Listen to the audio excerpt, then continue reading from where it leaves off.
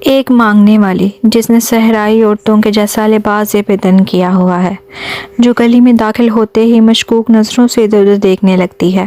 مطلوبہ بنگلہ ملنے کے بعد وہ اس بنگلے کی سیدھ میں گلی کے آخر پر زمین پر بیٹھ کر چند آڑے ترچھے نشان بناتی ہے اور وہیں سے مٹی اٹھا کر ایک پوٹلی میں بند کر دیتی ہے۔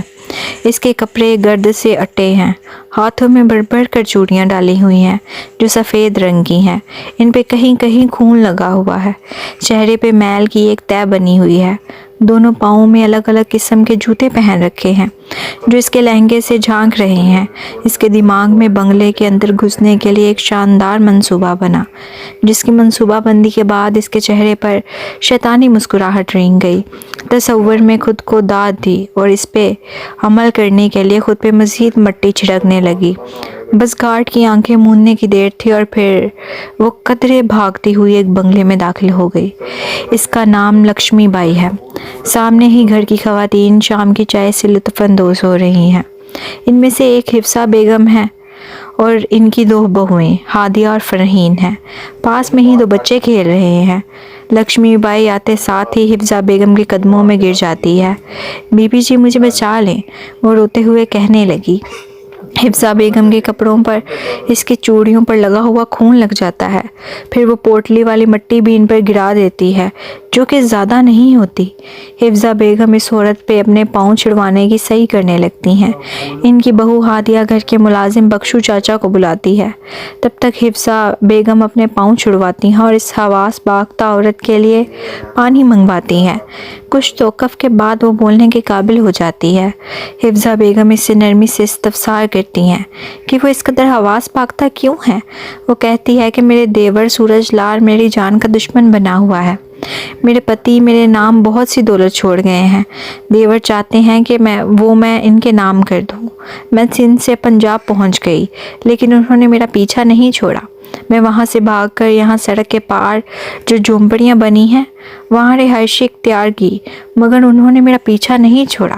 جیسے ہی وہ وہاں پہنچے میں سرپٹ بھاگنا شروع کر دیا۔ کئی بار گری بھی سہی، کئی چوٹیں آئیں۔ بی بی جی بس ایک دن کے لیے مجھے یہاں رہائش دے دیں، آپ کو شکایت کا موقع نہیں ملے گا، پھر میں اپنا کوئی اور ٹھکانہ ڈھونڈ لوں گی۔ اس کے بعد وہ زاروں کی طرح رونا شروع ہو گئی۔ کئی بار سر اٹھا کے دیکھتی بھی صحیح آیا کہ گھر کی خواتین کے تاثرات کیا ہیں۔ اس کی کہانی سننے کے بعد حفصہ بیگم کے چہرہ لٹھے کی مانند سفید ہونے لگ جاتا ہے۔ اس کے بیان کرنے سے بچے گھبرانے لگتے ہیں۔ فرحین کی آواز پہ حفصہ بیگم متوجہ ہوتی ہیں جو اس عورت کو گھر سے نکل جانے کا کہہ رہی ہوتی ہیں۔ وہ فرحین کو روک دیتی ہیں اور بخشو ملازم کو اس کو کوارٹر میں خالی کمرہ دکھانے کا کہتی ہیں۔ دونوں بہویں ان کے اس فیصلے پر پریشان ہیں۔ وہ عورت انہیں ٹھیک نہیں لگ رہی۔ اس کے کپڑے، اس کا انداز، بات بات پہ سر اٹھا کے دیکھنا اور چہرے کو تکنا، وہ کہیں سے بھی مظلوم نہیں لگ رہی تھی۔ اس کے چہرے پر فرعونیت معلوم ہوتی تھی، آنکھیں سرخ انگارہ۔ ہادیہ اس کو دیکھ کے خوفزدہ ہو گئی تھی۔ نہ جانے ان کی ساس کو ایسا کیا دکھا کہ ایک ہندو عورت کو گھر میں رہائش دے دی۔ حفصہ بیگم کی اجازت ملنے کے بعد جیسے ہی لکشمی بائی کوارٹر میں داخل ہوتی ہے، وہ کمرہ پہلے سے ہی شموں جو وہاں صفائی ستھرائی کا کام کرتی تھی اس کے زیر استعمال رہ چکا تھا، کیونکہ وہاں جائے نماز اور قرآن مجید موجود تھا۔ لکشمی بائی کے چہرے پر ناگواری پھیل گئی۔ بخشو چاچا سے اس کے تاثرات چھپے نہیں رہ سکے، لیکن وہ چپ رہے۔ ان کو لگا شاید ہندوازم سے تعلق کی وجہ سے یہ ایک فطری عمل تھا، لیکن لکشمی بائی کوئی بچی نہیں تھی۔ بخشو چچا اس کے متعلق خدشات کا شکار نہ ہو جائیں، اس نے ان خدشات کے توڑ کے لیے ایک منصوبہ بنایا۔ جیسے ہی بخشو چاچا وہاں سے قرآن مجید اور جائے نماز اٹھانے لگے، کہنے لگی اسے رہنے دے، ویسے بھی میرا ان سے کوئی تعلق نہیں، میں ان کی بے حرمتی نہیں کروں گی۔ میرے نزدیک گیتا بھی مقدس ہے اور قرآن مجید بھی مقدس کتاب ہے۔ بس ادھر تھوڑی سی جگہ بنا دیجئے جہاں میں اپنے بھگوان کی مورتی رکھ سکوں۔ چہرے پر ناگواری ہنوز قائم تھی۔ بخشو چاچا اس کے کہے جانے کے باوجود جائے نماز اور قرآن مجید اٹھانے لگے۔ ایک بات اچھے سے ذہن نشین کر لو بی بی، قرآن اور گیتا کا کوئی جوڑ نہیں۔ بے شک ہمارا مذہب ہمیں دوسرے مذاہب کا احترام سکھاتا ہے، لیکن اس کا مطلب یہ نہیں کہ تم قرآن مجید جیسی مقدس کتاب کا نام یوں گیتا کے مد مقابل لو۔ ہم احترام کرتے ہیں اتنا جتنا حکم ہے۔ اس کا مطلب یہ نہیں کہ تم اپنے بھگوان کی مورتی اور قرآن مجید کو ایک میز پہ رکھنا شروع کر دو۔ تمہارے ساتھ وہ نجاست آئی ہے جو 100 بار بھی یہ گھر دھونے سے نہیں جائے گی۔ پاک کتاب اور شرک کرنے والی یہ مورتی ایک جگہ نہیں رکھی جا سکتی۔ امید کرتا ہوں تمہیں یہ باتیں اچھے سے سمجھ آ گئی ہوں گی۔ لکشمی بائی کی آنکھیں یکدم لال ہو گئی تھیں۔ دل ہی دل میں انہیں بہت سی صلواتیں سنانے کے بعد اس نے سوچا جب تک یہ بڈھا یہاں ہے اس کا کام نہ ہو سکے گا۔ سب سے پہلے اسے راستے سے ہٹانا ہوگا۔ اس نے بخشو چاچا کو بول دیا کہ حفظہ بیگم کو کہنا مجھے ان سے بہت اہم بات کرنی ہے، جب وہ فارغ ہوں تو مجھے اپنی طرف بلوائیں۔ بخشو چاچا ہم بول کے چلے گئے۔ انہیں عورت ٹھیک نہیں لگ رہی تھی۔ فرحین اور ہادیہ صفیہ بیگم کے کمرے میں داخل ہوتی ہیں، جہاں وہ ایک پھٹی ہوئی تصویر اٹھائے ماضی میں کہیں گم تھی۔ السلام علیکم آنٹی، دونوں نے بلند آواز ہو کر کہا۔ وہ شاید سوچوں میں اس قدر گم تھی کہ انہیں ان دونوں کی آمد کا پتہ بھی نہ چل سکا۔ گمسم سی حفظہ بیگم نہ جانے ماضی کے کن گمنام راستوں پر سفر کر رہی تھی۔ چونک گئیں، دھیرے سے بولیں وعلیکم السلام۔ دونوں بہویں حیران ہوئیں۔ ہر وقت رب تعالیٰ کا شکر ادا کرنے والی ہستی مسکراتی ان کی ساس کے گالوں پر آنسوؤں کے نشان تھے۔ کاجل قدرے پھیلا ہوا تھا، ہاتھوں میں واضح کپکپاہٹ تھی۔ وہ دونوں ایک لمحے تک تو پریشان ہو گئیں۔ آنٹی جی کیا ہوا ہے، آپ رو رہی ہیں؟ سب خیریت تو ہے نا؟ دونوں بہوؤں کی اس قدر فکر مندی پر وہ مسکرا اٹھی۔ آج میں تم دونوں کو ایک کہانی سناتی ہوں، پھر بتانا کہ وہ کہانی تمہیں کیسی لگی۔ اس میں غلطی کہانی کے مرکزی کردار کی ہیں یا اس سے منسلک لوگوں کی؟ بد نصیبی ہے کہ وہ مرکزی کردار کا ماضی جرائم سے پرویا ہوا ہے، یہاں تک کہ وہ ایک قاتل مشہور تھی اور کئی خوشیوں کے قتل میں اس کا ہاتھ تھا۔ جی آنٹی ضرور، وہ دونوں یک زبان ہو کے بولیں۔ انہیں معلوم نہیں تھا کہ وہ مرکزی کردار حقیقت میں ان کے سامنے آیا ہے۔ ایک چھوٹی بچی جس کی عمر محض 8 سال ہے، وہ ایک میلے سے اغوا کر لی جاتی ہے۔ اس کے پاس اس کے ماں باپ اور بہن بھائیوں کے سنگ کھنچائی گئی ایک تصویر کے سوا کچھ بھی نہیں۔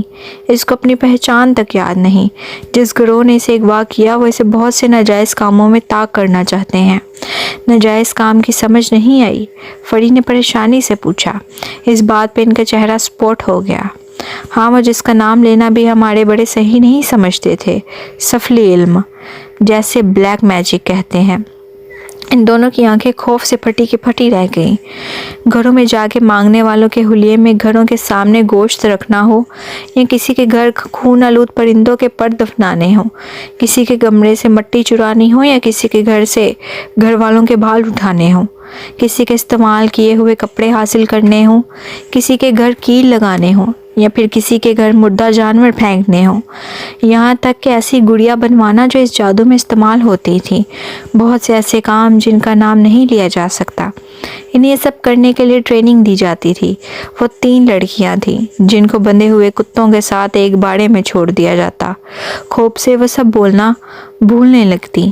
وہاں صحرا میں موجود اس ناپاک جگہ جہاں ہر طرف نجاست بھری ہوئی تھی، وہاں خون کی بہت بو ہوتی تھی۔ ہر طرف اکثر رات کو وہاں ایسے واقعات ہوتے جو ناقابل یقین ہیں۔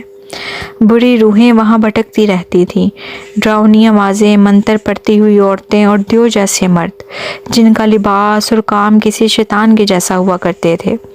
دن کے وقت وہ جگہ بہت پرسکون معلوم ہوتی تھی، جبکہ رات کی کالی چادر اوڑھنے کے بعد وہ جگہ کسی جہنم سے کم نہ تھی۔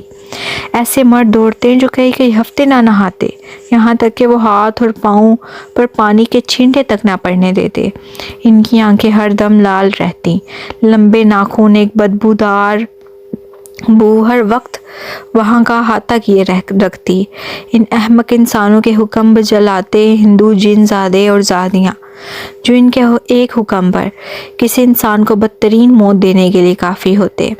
وہ یہ علم ان بچیوں کو سکھانے کے لیے ان کے ساتھ زور زبردستی کرتے، انہیں کوڑے مارتے، جن زادیوں کو حکم دیتے کہ ان بچیوں کی حالت ایسی کر دو کہ پہچان کے قابل نہ بچے، برہنہ کر کے الٹا لٹکا دیتے، یہاں تک کہ صبح ہو جاتی، اپنے گاہکوں کے سامنے بھی ان کو ایسا لٹکائے رکھتے۔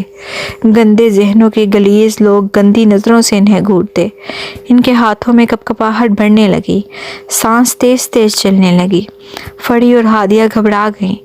غصے میں حفصہ بیگم کی آنکھیں لال انگارہ ہو رہی تھیں، پھر وہ بے ہوش ہو گئیں۔ حفصہ بیگم کو جب ہوش آیا تو وہ ہاسپٹل میں تھی، ان کے دونوں بیٹے ان کے سرہانے بیٹھے تھے۔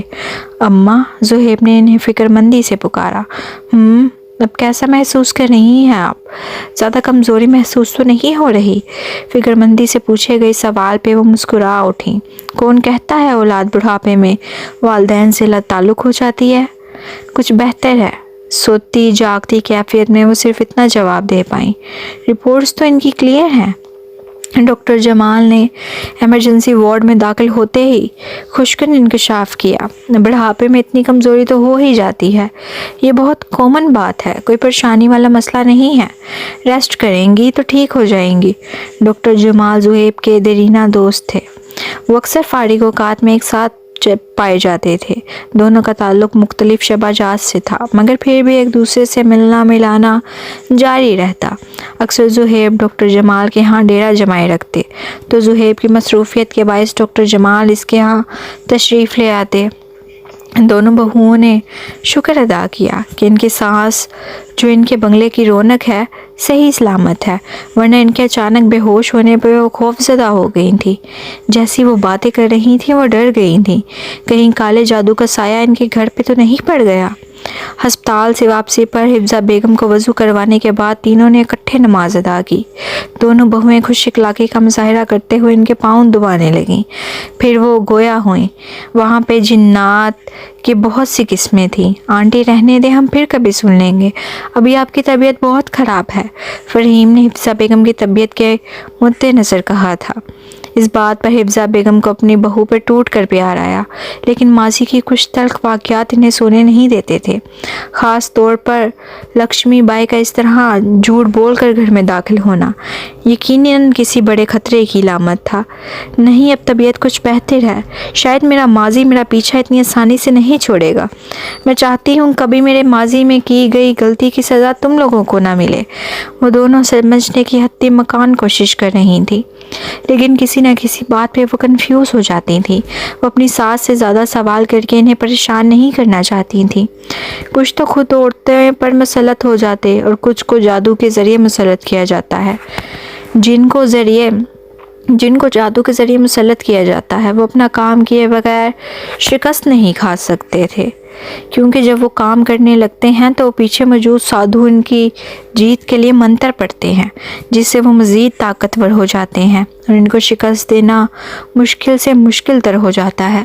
اکثر عاشق حضرات اپنی محبوبہ کا رشتے رکوانے یا طلاق کروانے، یا پھر ایسے لوگ جو کسی کی دشمنی کے تحت شادی شدہ جوڑے کے ہاں اولاد نہیں ہونے دینا چاہتے تھے، ایسے لوگ صبح کے وقت وہاں اپنے مسائل لے کے پہنچ جاتے، جن مسائل کا علاج رات کے اندھیرے میں کیا جاتا تھا۔ ہر ناجائز کام کا فوری حل پیش کیا جاتا تھا، اور یہ جن ان عورتوں پہ جلد اثر کرتے تھے جو نماز باقاعدگی سے ادا نہیں کرتی تھیں، بے پردہ رہتی، گانے سننا، دعاؤں کا اہتمام نہ کرتی، چھت پر زیادہ دیر بال کھلے چھوڑ کر بیٹھی رہتی، اور کالا جادو ان پر زیادہ اثر کرتا تھا، جو زیادہ تر صاف ستھرا نہ رہتی، کنگھا نہ کرتی، جائے نماز اور قرآن مجید کو ہاتھ تک نہیں لگاتی۔ انہیں دعاؤں پہ یقین نہیں۔ اگر یہ کالا جادو کسی پہ ہو چکا ہے اور وہ کالے جادو پہ یقین نہیں رکھتا تو اس پر اثرات اتنے زیادہ ہوتے ہیں کہ اس کی جان چلی جاتی ہے۔ میں یہ کہانی مزید تم دونوں کے بعد میں سناؤں گی، فی الحال مجھے ایک فیصلہ کرنا ہے۔ اور ممکن ہے یہ گھر مجھے جلد چھوڑنا پڑے۔ دونوں بہویں کچھ بولنے لگیں۔ ان دونوں کو ہاتھ کے اشارے سے بولنے سے روک دیا۔ یہ کہانی کسی اور کی نہیں بلکہ میری ہے۔ لکشمی بائی ان سادھو کے حکم پر مجھے واپس لے جانے آئی ہے۔ یا تو مجھے اس کے ساتھ جانا ہوگا یا پھر وہ ہم سب کو تباہ و برباد کر دیں گے۔ میری رپورٹس کلیئر ہیں۔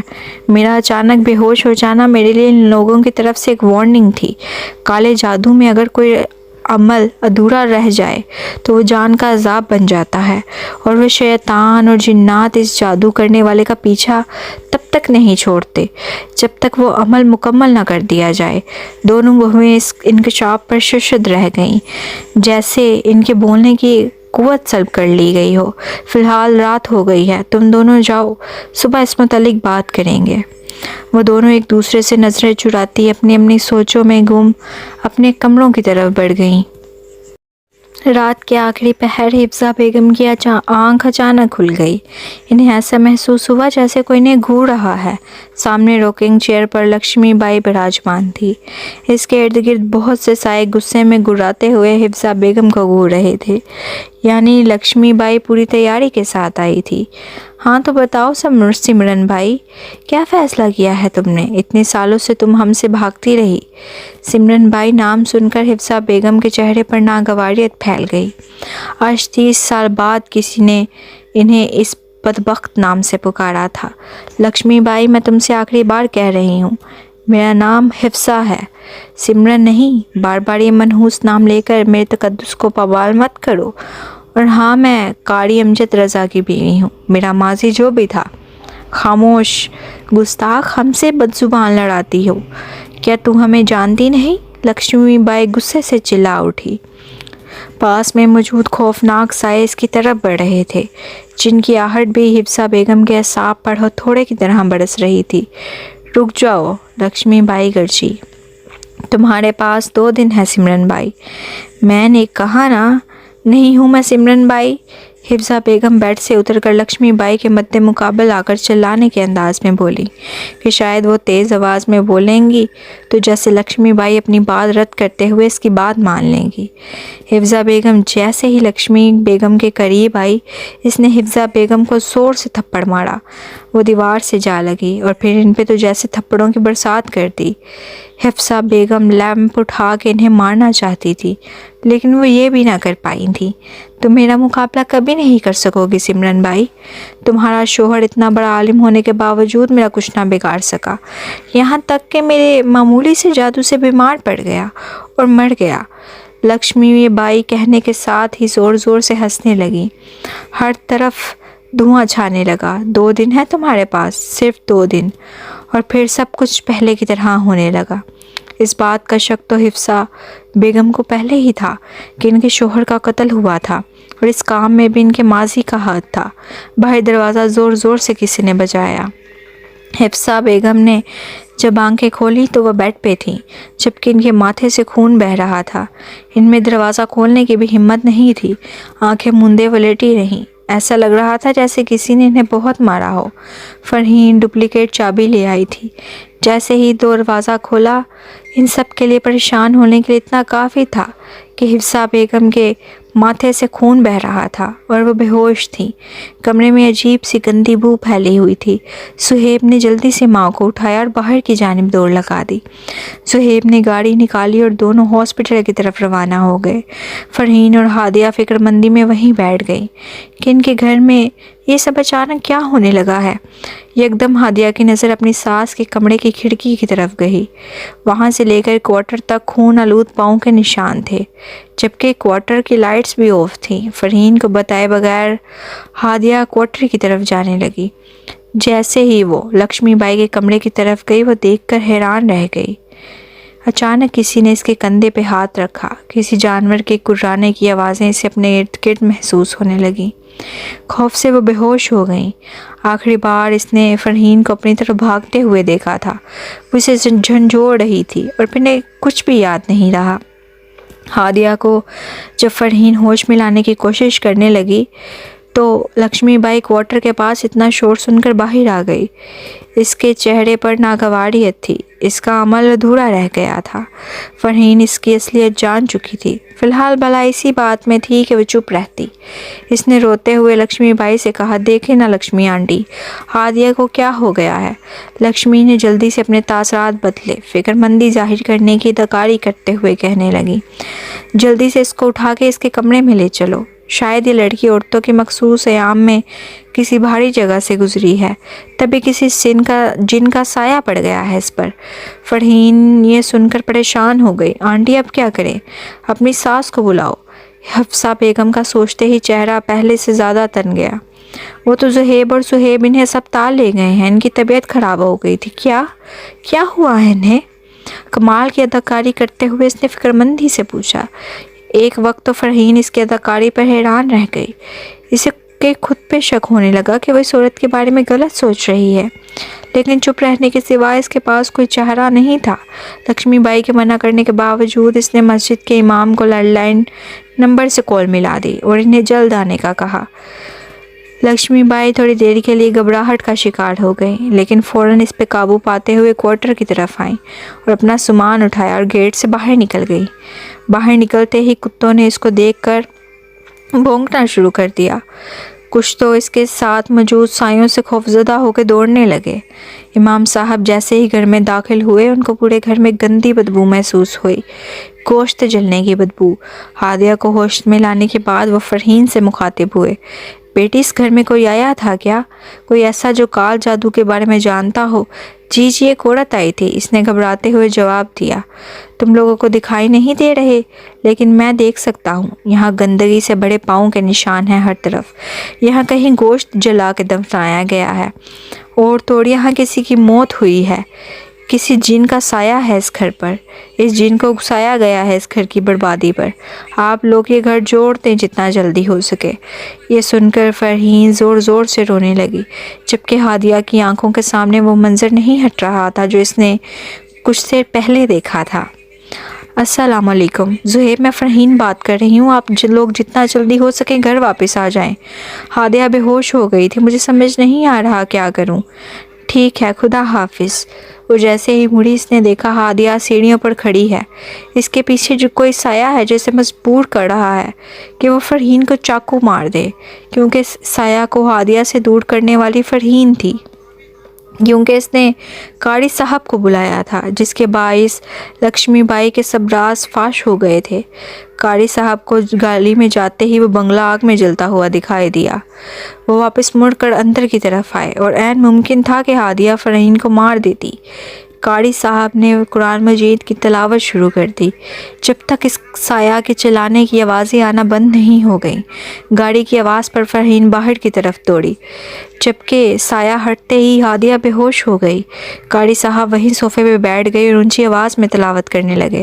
صہیب کے راستے میں کال آئی تھی، امی اب اس دنیا میں نہیں رہیں، زہیب نے روتے ہوئے فرحین کو بتایا۔ فرحین یہ خبر سننے کے بعد جہاں کھڑی تھی وہیں چکراتے سر کے ساتھ بیٹھ گئی۔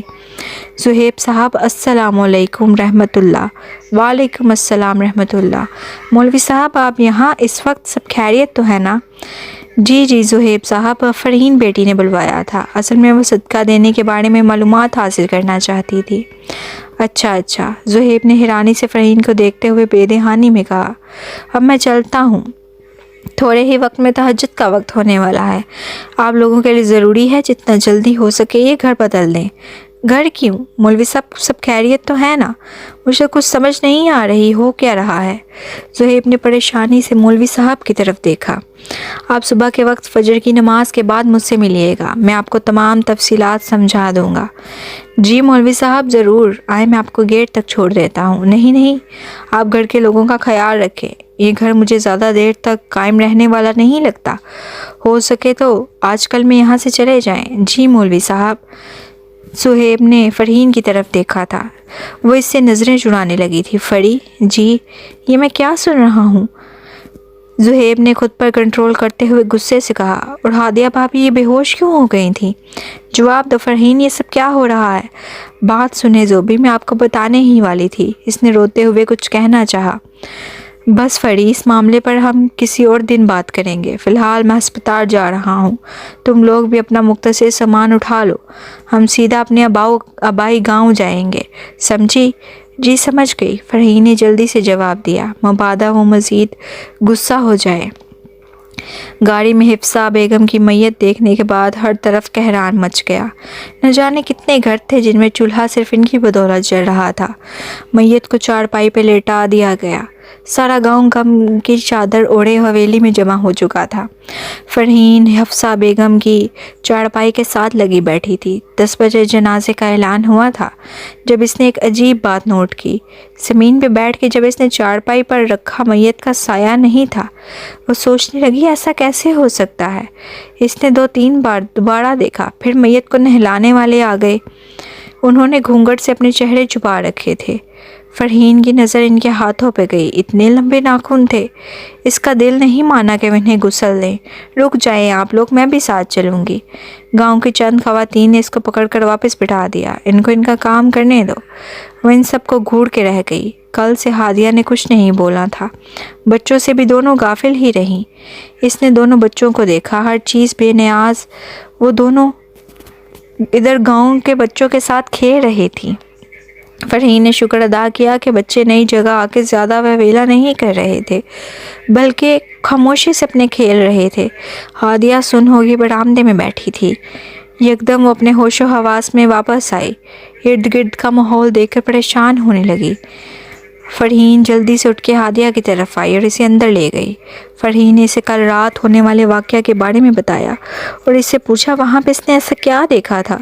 حفصہ بیگم کا سن کے اسے شدید قسم کا دکھ پہنچا۔ روتے ہوئے اس سے بمشکل بولا جا رہا تھا۔ کچھ دیر بعد وہ کافی حد تک سنبھل گئی۔ فری بھابھی، میں نے وہاں دیکھا کہ لکشمی بائی نے بخشو چاچا کو الٹا لٹکا رکھا ہے اور کمرے میں ہر طرف خون آلود پاؤں کے نشان تھے، اور لکشمی بائی کسی چڑیل سے کم نہیں لگ رہی تھی۔ وہاں جانور موجود نہیں تھے مگر کم روشنی کی وجہ سے دیواروں پر جانوروں کے عکس نمایاں تھے۔ میں بہت ڈر گئی تھی۔ آپ کہہ رہی ہیں آنٹی کی ڈیتھ ہو چکی ہے، جبکہ میں نے خود انہیں وہاں دیکھا تھا۔ لکشمی بائی نے انہیں باندھا ہوا تھا، ان پہ خون کے چھینٹے مار رہی تھی۔ بہت سی آوازیں تھیں عجیب عجیب سی، اتنی بدبو تھی اور وہاں پہ آگ بھی جل رہی تھی۔ پھر کسی نے میرے کندھے پہ ہاتھ رکھ دیا، عجیب سی آواز نے جیسے میرے دل کی دھڑکن روک دی ہو، اور پھر آگے کا تو آپ جانتی ہی ہیں۔ فرحین نے جلدی سے ہاتھ دیا کہ آنسو صاف کیے، اسے پانی پلایا۔ دیکھنا اب سب ٹھیک ہو جائے گا انشاءاللہ، ہادیہ نے دھیرے سے کہا۔ تم ایک کام کرو، تم اور سہیب ادھر رہو، ہم لوگ ایک بہت ضروری کام سے واپس جا رہے ہیں، بچے یہی رہیں گے، جب تک ہم نہ بولیں واپس نہ آنا۔ پر بھابھی، میری کال کا انتظار کرنا، ٹھیک ہے؟ ٹھیک ہے بھابھی۔ سہیب جلدی چلیں۔ فری، کچھ بتاؤ گی کہ کیا ہوا ہے؟ فرحین نے اسے شروع سے آخر تک سب کچھ بتایا۔ اتنا سب کچھ ہوتا رہا اور تم مجھے اب بتا رہی ہو؟ یوں وقت یہ سب باتوں کا نہیں ہے، جلدی چلیں۔ انہوں نے غصے سے منہ دوسری جانب موڑ لیا تھا۔ گھر پہنچتے ہی انہیں گیٹ پہ مولوی صاحب مل گئے تھے۔ وہ تینوں جب کوارٹر کی طرف گئے، وہاں زمین پر بخشو چاچا بے ہوش پڑے تھے، ان کے دونوں پاؤں خون آلود تھے۔ جلدی سے ڈاکٹر جمال کو کال کرنے کے بعد سہیب نے سارے کوارٹر کی صفائی کے لیے ملازمین کو کال کر کے بلانے کے بجائے ان دونوں نے خود صفائی شروع کر دی، جبکہ مولوی صاحب نے پورے گھر کا معائنہ شروع کر دیا تھا۔ پھر ساری نجاست صاف کرنے کے بعد فرحین کے کہنے پر سہیب نے ملازمین کو کال کی۔ پورا گھر اپنی نگرانی میں دھلوانے کے بعد مولوی صاحب نے وہاں دوبارہ اذان دی۔ کئی جگہوں سے تعویذ نکلے، کچن میں ہر طرف خون کے چھینٹے تھے، جبکہ لون میں گھاس کے ساتھ کئی کیل دبائے گئے تھے۔ فرحین نے ہادیہ کو کال کی کہ کل خوانی کی رسم ادا ہو چکی تھی، سو وہ چاروں واپس آ گئے۔ اگلے دن فرحین اور ہادیہ نے اپنی ساس کے تمام کپڑے اور استعمال شدہ اشیاء باہر نکالنے کے لیے جب کمرے کی صفائی کی تو قرآن مجید کے راحل میں ایک ڈائری پڑی تھی۔ فرحین نے ہادیہ کی طرف دیکھا۔ بھابھی کھولیں آپ؟ ہاں، 1 منٹ۔ پہلے صفحے پر ہی نام درج تھا، سمرن بائی۔ ان دونوں نے حیرت سے ایک دوسرے کو دیکھا۔ اگلے صفحے پر لکھا تھا حفصہ۔ زوجہ قاری امجد رضا، میں جانتی ہوں جب تم لوگوں کو یہ ڈائری ملے گی تب تک میں تم لوگوں کی نظر میں مر چکی ہوں گی۔ یہ ڈائری لکشمی بائی سے بچانے کے لیے قرآن مجید کے داخل میں رکھی ہے تاکہ تم لوگ میرے کردار کے بارے میں کبھی برا نہ سوچو۔ ادھوری کہانیاں اکثر انسان کی نظر میں دوسروں کے کردار مشکوک کر دیتی ہیں۔ مجھے پتہ ہے لکشمی بائی جیسی عورت کبھی قرآن مجید کو ہاتھ نہیں لگا سکے گی۔ 18 سال کی عمر میں اس خونی جگہ سے بھاگ نکلے، مسجد میں پناہ لی جہاں اس وقت قاری صاحب امامت کیا کرتے تھے۔ تہجد کا وقت تھا جب میں نے مسجد میں قدم رکھا۔ قاری صاحب نورانی چہرہ لیے تہجد ادا کر رہے تھے۔ نہ جانے مسجد میں کیسا سکون تھا کہ ادھر ہی میں سو گئی۔ صبح کے اذان سے میری آنکھ کھلی۔ یہ اذان سننا انسان کو کتنا پرسکون کر دیتا ہے نا۔ قاری صاحب میری جانب بڑھے اور مجھ سے پوچھا کہ میں کون ہوں اور کہاں سے آئی ہوں۔ میں نے ان سے بغیر کچھ چھپائے سارے حالات گوشے گزار کر دیے۔ میرے پاس ایک پھٹی ہوئی تصویر کے سوا کچھ نہیں تھا۔ قاری صاحب نے میری بات غور سے سنی اور مجھے نکاح کی پیشکش کر دی۔ علاقے کے بڑے زمیندار ہونے کے ناطے انہوں نے تمام بزرگان کو اکٹھا کیا۔ مسلمان ہونے کے بعد میرا نکاح جمعے کے دن ہونا طے پایا۔ میں قاری صاحب سے 20 برس چھوٹی تھی۔ رات کے آخری پہر حفصہ بیگم کی آنکھ اچانک کھل گئی۔ انہیں ایسا محسوس ہوا جیسے کوئی انہیں گھور رہا ہے۔ سامنے روکنگ چیئر پر لکشمی بائی براجمان تھی۔ اس کے ارد گرد بہت سے سائے غصے میں گراتے ہوئے حفصہ بیگم کو گھور رہے تھے، یعنی لکشمی بائی پوری تیاری کے ساتھ آئی تھی۔ ہاں تو بتاؤ سمرن بھائی، کیا فیصلہ کیا ہے تم نے؟ اتنے سالوں سے تم ہم سے بھاگتی رہی۔ سمرن بائی نام سن کر حفصہ بیگم کے چہرے پر ناگواریت پھیل گئی۔ آج 30 سال بعد کسی نے انہیں اس بدبخت نام سے پکارا تھا۔ لکشمی بائی، میں تم سے آخری بار کہہ رہی ہوں، میرا نام حفصہ ہے، سمرن نہیں۔ بار بار یہ منحوس نام لے کر میرے تقدس کو پامال مت کرو۔ اور ہاں، میں قاری امجد رضا کی بیوی ہوں، میرا ماضی جو بھی تھا۔ خاموش گستاخ، ہم سے بد زبان لڑاتی ہو، کیا تم ہمیں جانتی نہیں؟ لکشمی بائی غصے سے چلا اٹھی۔ پاس میں موجود خوفناک سائے اس کی طرف بڑھ رہے تھے، جن کی آہٹ بھی حفصہ بیگم کے اعصاب پر ہتھوڑے کی طرح برس رہی تھی۔ رک جاؤ، لکشمی بائی گرجی، تمہارے پاس 2 دن ہے سمرن بائی۔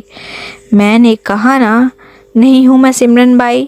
حفصہ بیگم بیڈ سے اتر کر لکشمی بائی کے مد مقابل آ کر چلانے کے انداز میں بولی کہ شاید وہ تیز آواز میں بولیں گی تو جیسے لکشمی بائی اپنی بات رد کرتے ہوئے اس کی بات مان لیں گی۔ حفصہ بیگم جیسے ہی لکشمی بیگم کے قریب آئی، اس نے حفصہ بیگم کو زور سے تھپڑ مارا۔ وہ دیوار سے جا لگی اور پھر ان پہ تو جیسے تھپڑوں کی برسات کر دی۔ حفصہ بیگم لیمپ اٹھا کے انہیں مارنا چاہتی تھی، لیکن وہ یہ بھی نہ کر پائی تھی۔ تم میرا مقابلہ کبھی نہیں کر سکو گی سمرن بائی۔ تمہارا شوہر اتنا بڑا عالم ہونے کے باوجود میرا کچھ نہ بگاڑ سکا، یہاں تک کہ میرے معمولی سے جادو سے بیمار پڑ گیا اور مر گیا۔ لکشمی بائی کہنے کے ساتھ ہی زور زور سے ہنسنے لگی۔ ہر طرف دھواں چھانے لگا۔ 2 دن ہے تمہارے پاس، صرف 2 دن، اور پھر سب کچھ پہلے کی طرح ہونے لگا۔ اس بات کا شک تو حفصہ بیگم کو پہلے ہی تھا کہ ان کے شوہر کا قتل ہوا تھا اور اس کام میں بھی ان کے ماضی کا ہاتھ تھا۔ باہر دروازہ زور زور سے کسی نے بجایا۔ حفصہ بیگم نے جب آنکھیں کھولی تو وہ بیڈ پہ تھیں، جبکہ ان کے ماتھے سے خون بہہ رہا تھا۔ ان میں دروازہ کھولنے کی بھی ہمت نہیں تھی۔ آنکھیں موندے وہ لیٹی رہیں۔ ایسا لگ رہا تھا جیسے کسی نے انہیں بہت مارا ہو۔ فرحین ڈپلیکیٹ چابی لے آئی تھی۔ جیسے ہی دروازہ کھولا، ان سب کے لیے پریشان ہونے کے لیے اتنا کافی تھا کہ حفصہ بیگم کے ماتھے سے خون بہہ رہا تھا اور وہ بے ہوش تھیں۔ کمرے میں عجیب سی گندی بو پھیلی ہوئی تھی۔ سہیب نے جلدی سے ماں کو اٹھایا اور باہر کی جانب دوڑ لگا دی۔ سہیب نے گاڑی نکالی اور دونوں ہاسپٹل کی طرف روانہ ہو گئے۔ فرحین اور ہادیہ فکر مندی میں وہیں بیٹھ گئی کہ ان کے گھر میں یہ سب اچانک کیا ہونے لگا ہے۔ یکدم ہادیہ کی نظر اپنی ساس کے کمرے کی کھڑکی کی طرف گئی۔ وہاں سے لے کر کوارٹر تک خون آلود پاؤں کے نشان تھے، جبکہ کوارٹر کی لائٹس بھی آف تھیں۔ فرحین کو بتائے بغیر ہادیہ کوارٹر کی طرف جانے لگی۔ جیسے ہی وہ لکشمی بائی کے کمرے کی طرف گئی، وہ دیکھ کر حیران رہ گئی۔ اچانک کسی نے اس کے کندھے پہ ہاتھ رکھا۔ کسی جانور کے کررانے کی آوازیں اسے اپنے ارد گرد محسوس ہونے لگیں۔ خوف سے وہ بے ہوش ہو گئیں۔ آخری بار اس نے فرحین کو اپنی طرف بھاگتے ہوئے دیکھا تھا۔ وہ اسے جھنجھوڑ رہی تھی اور پھر کچھ بھی یاد نہیں رہا۔ ہادیہ کو جب فرحین ہوش میں لانے کی کوشش کرنے لگی تو لکشمی بائی کوارٹر کے پاس اتنا شور سن کر باہر آ گئی۔ اس کے چہرے پر ناگواریت تھی۔ اس کا عمل ادھورا رہ گیا تھا۔ فرحین اس کی اصلیت جان چکی تھی۔ فی الحال بھلا اسی بات میں تھی کہ وہ چپ رہتی۔ اس نے روتے ہوئے لکشمی بائی سے کہا، دیکھیں نا لکشمی آنٹی، ہادیہ کو کیا ہو گیا ہے؟ لکشمی نے جلدی سے اپنے تاثرات بدلے، فکر مندی ظاہر کرنے کی اداکاری کرتے ہوئے کہنے لگی، جلدی سے اس کو اٹھا کے اس کے کمرے میں لے چلو۔ شاید یہ لڑکی عورتوں کے مخصوص ایام میں کسی بھاری جگہ سے گزری ہے، تبھی کسی جن کا سایہ پڑ گیا ہے اس پر۔ فرحین یہ سن کر پریشان ہو گئی۔ آنٹی اب کیا کریں؟ اپنی ساس کو بلاؤ۔ حفصہ بیگم کا سوچتے ہی چہرہ پہلے سے زیادہ تن گیا۔ وہ تو زہیب اور صہیب انہیں اسپتال لے گئے ہیں، ان کی طبیعت خراب ہو گئی تھی۔ کیا ہوا ہے انہیں؟ کمال کی اداکاری کرتے ہوئے اس نے فکر مندی سے پوچھا۔ ایک وقت تو فرحین اس کی اداکاری پر حیران رہ گئی۔ اسے کہ خود پہ شک ہونے لگا کہ وہ اس عورت کے بارے میں غلط سوچ رہی ہے، لیکن چپ رہنے کے سوا اس کے پاس کوئی چارہ نہیں تھا۔ لکشمی بائی کے منع کرنے کے باوجود اس نے مسجد کے امام کو لینڈ لائن نمبر سے کال ملا دی اور انہیں جلد آنے کا کہا۔ لکشمی بائی تھوڑی دیر کے لیے گھبراہٹ کا شکار ہو گئی، لیکن فوراً اس پہ قابو پاتے ہوئے کوارٹر کی طرف آئیں اور اپنا سامان اٹھایا اور گیٹ سے باہر نکل گئی۔ باہر نکلتے ہی کتوں نے اس کو دیکھ کر بھونکنا شروع کر دیا۔ کچھ تو اس کے ساتھ موجود سایوں سے خوفزدہ ہو کے دوڑنے لگے۔ امام صاحب جیسے ہی گھر میں داخل ہوئے، ان کو پورے گھر میں گندی بدبو محسوس ہوئی، گوشت جلنے کی بدبو۔ ہادیہ کو ہوش میں لانے کے بعد وہ فرحین سے مخاطب ہوئے، بیٹی اس گھر میں کوئی آیا تھا کیا؟ کوئی ایسا جو کال جادو کے بارے میں جانتا ہو؟ جی ایک عورت آئی تھی، اس نے گھبراتے ہوئے جواب دیا۔ تم لوگوں کو دکھائی نہیں دے رہے، لیکن میں دیکھ سکتا ہوں۔ یہاں گندگی سے بڑے پاؤں کے نشان ہیں ہر طرف۔ یہاں کہیں گوشت جلا کے دفنایا گیا ہے اور توڑ یہاں کسی کی موت ہوئی ہے۔ کسی جن کا سایہ ہے اس گھر پر۔ اس جن کو گھسایا گیا ہے اس گھر کی بربادی پر۔ آپ لوگ یہ گھر جوڑ دیں جتنا جلدی ہو سکے۔ یہ سن کر فرحین زور زور سے رونے لگی، جبکہ ہادیہ کی آنکھوں کے سامنے وہ منظر نہیں ہٹ رہا تھا جو اس نے کچھ دیر پہلے دیکھا تھا۔ السلام علیکم زہیب، میں فرحین بات کر رہی ہوں۔ آپ لوگ جتنا جلدی ہو سکے گھر واپس آ جائیں۔ ہادیہ بے ہوش ہو گئی تھی، مجھے سمجھ نہیں آ رہا کیا کروں۔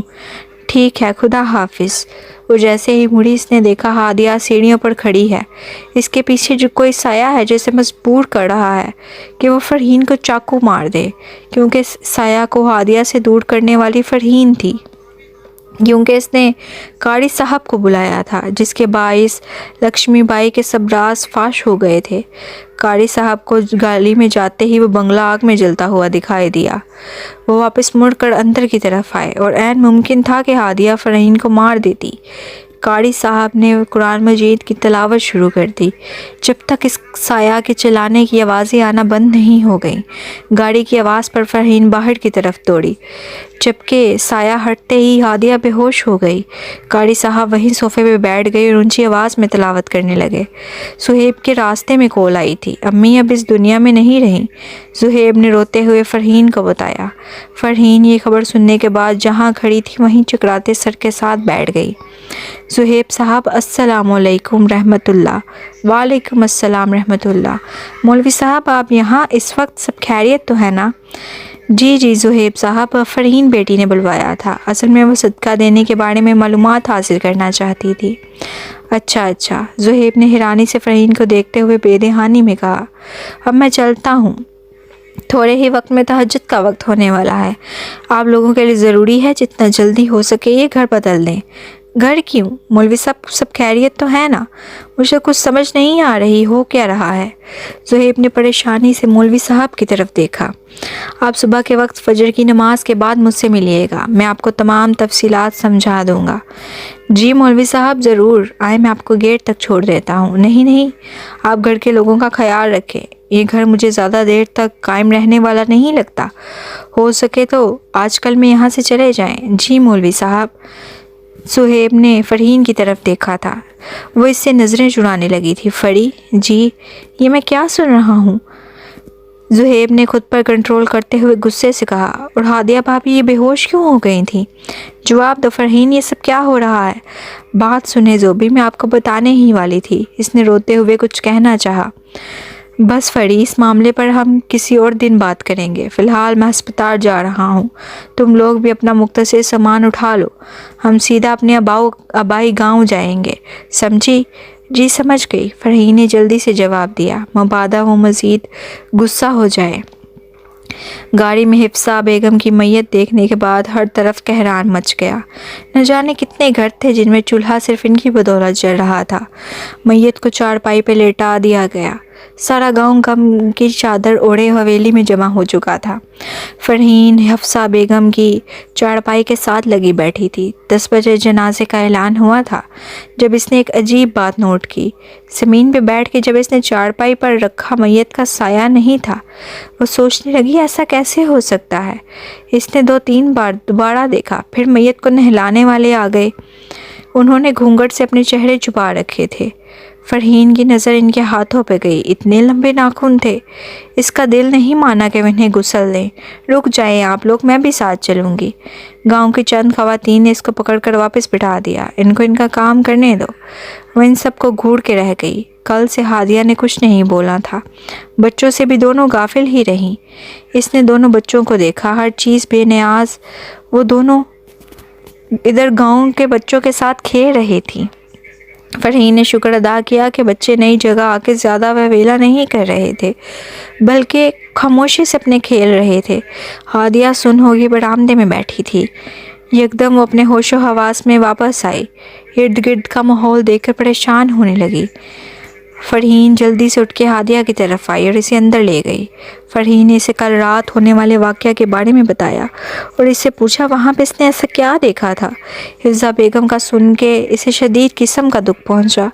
रोते हुए इससे बमुश्किल बोला जा रहा था। कुछ देर बाद वो काफ़ी हद तक संभल गई। फ़री भाभी, मैंने वहाँ देखा कि लक्ष्मी बाई ने बख्शू चाचा को उल्टा लटका रखा है और कमरे में हर तरफ खून आलूद पाँव के निशान थे और लक्ष्मी बाई किसी चुड़ैल से कम नहीं लग रही थी।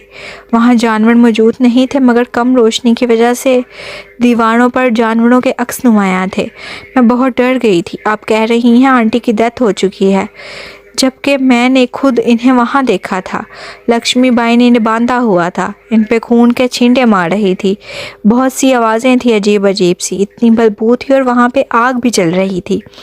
फिर किसी ने मेरे कंधे पर हाथ रख दिया।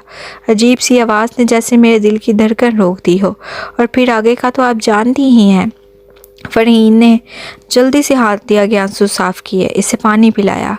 देखना अब सब ठीक हो जाएगा इंशाल्लाह। हादिया ने धीरे से कहा, तुम एक काम करो, तुम और सुहेब इधर रहो। हम लोग एक बहुत ज़रूरी काम से वापस जा रहे हैं। बच्चे यही रहेंगे जब तक हम ना बोलें वापस ना आना। पर भाभी, मेरी कॉल का इंतज़ार करना, ठीक है? ठीक है भाभी। सुहेब जल्दी चले। फ़री, कुछ बताओगी कि क्या हुआ है? फ़रहीन ने इसे शुरू से आखिर तक सब कुछ बताया। इतना सब कुछ होता रहा और तुम मुझे अब बता रही हो। यूँ वक्त ये सब बातों का नहीं है, जल्दी चले। उन्होंने गुस्से से मुंह दूसरी जाने मोड़ लिया था। घर पहुंचते ही इन्हें गेट पे मौलवी साहब मिल गए थे। वो तीनों जब क्वार्टर की तरफ गए, वहाँ ज़मीन पर बख्शू चाचा बेहोश पड़े थे। इनके दोनों पाँव खून आलूद थे। जल्दी से डॉक्टर जमाल को कॉल करने के बाद सुहेब ने सारे क्वार्टर की सफाई के लिए मुलाजमीन को कॉल करके बुलाने के बजाय इन दोनों ने खुद सफाई शुरू कर दी, जबकि मौलवी साहब ने पूरे घर का मुआयना शुरू कर दिया था। फिर सारी नजासत साफ़ करने के बाद फ़रहीन के कहने पर ज़ुहैब ने मुलाजमीन को कॉल की। पूरा घर अपनी निगरानी में धुलवाने के बाद मौलवी साहब ने वहाँ दोबारा अजान दी। कई जगहों से तावीज़ निकले। किचन में हर तरफ खून के छींटे थे, जबकि लॉन में घास के साथ कई कील दबाए गए थे। फ़रहीन ने हादिया को कॉल की कि कुलख्वानी की रस्म अदा हो चुकी थी, सो वो चारों वापस आ गए।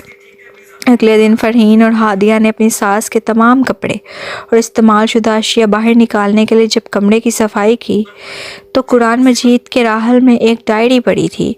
फ़रहीन ने हादिया की तरफ देखा। भाभी खोलें आप? हाँ, 1 मिनट। पहले सफ़े पर ही नाम दर्ज था, सिमरन बाई। ان دونوں نے حیرت سے ایک دوسرے کو دیکھا۔ اگلے صفحے پر لکھا تھا، حفصہ زوجہ قاری امجد رضا، میں جانتی ہوں جب تم لوگوں کو یہ ڈائری ملے گی تب تک میں تم لوگوں کی نظر میں مر چکی ہوں گی۔ یہ ڈائری لکشمی بائی سے بچانے کے لیے قرآن مجید کے راحل میں رکھی ہے تاکہ تم لوگ میرے کردار کے بارے میں کبھی برا نہ سوچو۔ ادھوری کہانیاں اکثر انسان کی نظر میں دوسروں کے کردار مشکوک کر دیتی ہیں۔ مجھے پتہ ہے لکشمی بائی جیسی عورت کبھی قرآن مجید کو ہاتھ نہیں لگا سکے گی۔ 18 سال کی عمر میں اس خونی جگہ سے بھاگ نکلے، مسجد میں پناہ لی جہاں اس وقت قاری صاحب امامت کیا کرتے تھے۔ تہجد کا وقت تھا جب میں نے مسجد میں قدم رکھا۔ قاری صاحب نورانی چہرہ لیے تہجد ادا کر رہے تھے۔ نہ جانے مسجد میں کیسا سکون تھا کہ ادھر ہی میں سو گئی۔ صبح کے اذان سے میری آنکھ کھلی۔ یہ اذان سننا انسان کو کتنا پرسکون کر دیتا ہے نا۔ قاری صاحب میری جانب بڑھے اور مجھ سے پوچھا کہ میں کون ہوں اور کہاں سے آئی ہوں۔ میں نے ان سے بغیر کچھ چھپائے سارے حالات گوشے گزار کر دیے۔ میرے پاس ایک پھٹی ہوئی تصویر کے سوا کچھ نہیں تھا۔ قاری صاحب نے میری بات غور سے سنی اور مجھے نکاح کی پیشکش کر دی۔ علاقے کے بڑے زمیندار ہونے کے ناطے انہوں نے تمام بزرگان کو اکٹھا کیا۔ مسلمان ہونے کے بعد میرا نکاح جمعے کے دن ہونا طے پایا۔ میں قاری صاحب سے 20 برس چھوٹی تھی۔